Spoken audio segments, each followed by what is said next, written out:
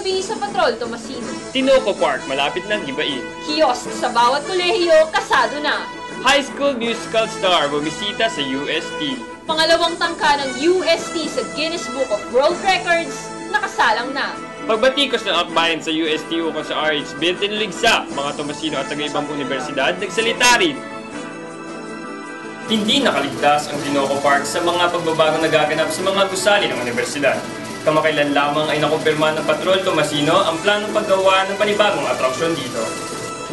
Ibinunyag ng dekano ng College of Architecture, Architect John Joseph Fernandez na kasunod ng pagkakalikha ng Bicentenary Park sa harap ng Santissimo Rosario Church ay ang bagong proyektong Rosarium na ipapalit sa kasalukuyang Tinoco Park o T-Park. Dagdag pa ni Fernandez, ang Rosarium ay magkakaroon ng representasyon ng bawat misteryo ng Rosario sa pamamagitan ng paglalagay ng two-dimensional panels sa paligid ng parke at isang circular area na magsisilbing representasyon ng mga beads. Ang nasabing Rosarium ay may temang fleur-de-lis na isang simbolo ng Birhen Maria na makikita kahit sa mga upuang ilalagay. Ang konseptong ito ay ginawa ng Direktor ng Museum of Arts and Sciences, Reverend Father Isidro Abanyo, at pinamamahalaan naman ng Direktor ng Facilities and Management Office, Reverend Father Roberto Pinto. Plano rin pataasin ang lupang kinatatayuan ng kasalukuyang T-Park upang maiwasan ang dagmiang pagbaha. Ani Fernandez, hindi pa man buo at pinal ang disenyo ay tuloy na ang proyekto. Sa linggong ito, pagpapasya ng uling disenyo ng Rosarium at inaasahan ang groundbreaking sa darating na bakasyon. Hindi pa man nasisimulan ang pagtatag sa sinasabing Rosarium ay nagpahayag na ng saloobin ang ilang mga mag-aaral na madalas tumambay sa naturang parke. Gusto mo nang ma-renovate kasi unang tingin mo palang hindi na naman talaga maganda yung surroundings. Saka kung ang purpose niya para sa pag-study, hindi na rin siya very conducive area for study. Mas gusto ko kasi namin yung T-Park ngayon kasi nakakapag-aral kami na mas buti ngayon. Tapos kung pinalitan man ito, wala na yung essence. It will be an aesthetic improvement of the area. Kasi right now it's very gloomy. Once you pass it, parang ayaw mo pumunta doon, lalo na paggabi na lang dilim-dilim. So hopefully, in doing this, kasi this will be lighted at nighttime and very pleasant in the morning, more students will be staying here at the same time, you know, maybe relating themselves to the history of the college. Mula sa mga kapansin-pansing pagbabago sa mga infrastruktura sa loob ng universidad, ay naging kapansin-pansin din ang pagbisita ng mga kilalang personalidad, hindi lamang sa USTV Awards. Nitong nakaraang linggo lamang ay bumisita ang kilalang aktres mula sa Disney franchise na High School Musical. Ating tunghayan ang Patrol Tomasino exclusive report ni Yendy Maano. Nakasalamuhan ng mga Tomasino ang Hollywood actress na si Monique Coleman noong Huwebes sa isang dialogong pinamagatang Dialogue and Mutual Understanding, kung saan tinalakay ang mga hamong kinakaharap ng kabataang Pilipino sa ngayon.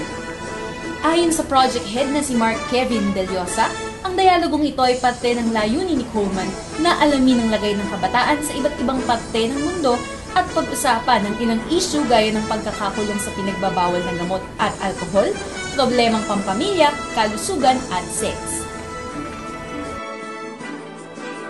There is an active participation with the audience, and I think even Ms. Monique Coleman appreciated all the questions and the comments given by our students, by the Tomasinos.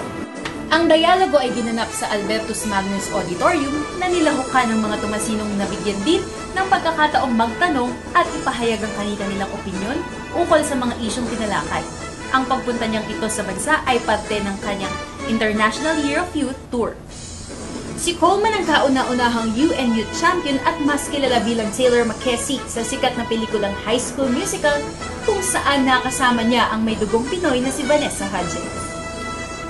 Naging matagumpay ang nasabing dialogo at ayon kay Coleman, pinatunayan ng mga Tomasino na sila'y nakikiisa tungo sa pagresolba ng mga napapanahong suliranin.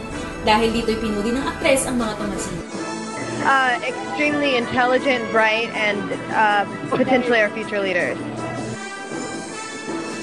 Samantala, Pagkatapos ng tagumpay ng The Search for the Idea of Tomasian Personality noong nakaraang buwan, tagumpay ding nairaos ang kauna-unahang Mr. and Miss Tomasian Nature Ambassadors 2011 pageant na kabilang sa UST Styro Free University campaign.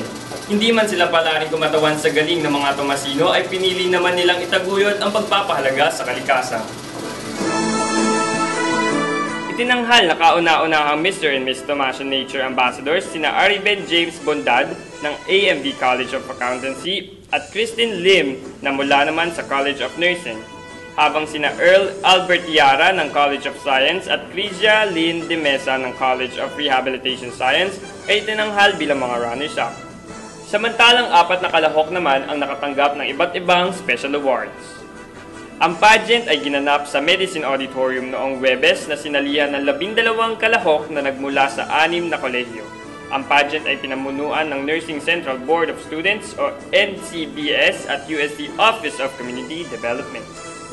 Ngayong taon lamang ginawang kompetisyon sa pagitan ng mga kolehiyo ang pageant na ito.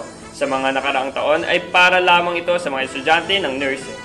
Ayon sa Vice Presidente ng NCBS at Project Head Nielsen Dane Castillo, hindi lamang ganda at talento ang pinagbasihan ng parangal, kundi pati na rin ang kagustuhang maipalaganap ang pangangalaga ng kalikasan, gaya ng nagwaging si Christine Lim na aktibong nakibahagi sa mga proyekto ng NCBS.